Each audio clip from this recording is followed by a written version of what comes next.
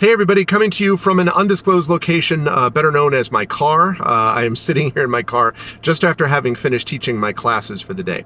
And that actually is what put me in mind of what I wanted to talk to you folks about. It's Thursday, but this is going to be going out on Friday.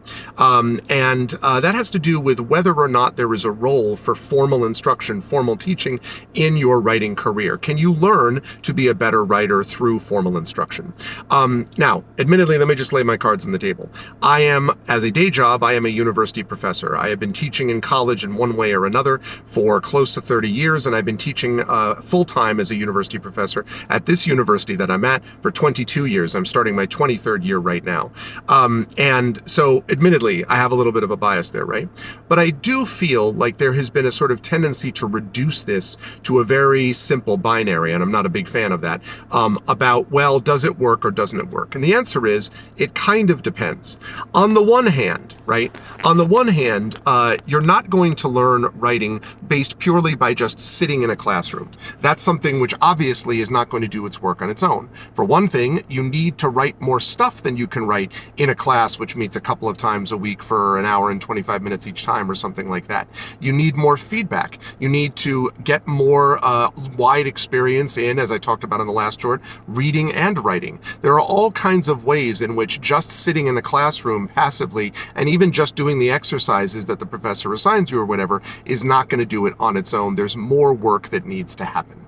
And so no, you can't just sit in a class and get it automatically.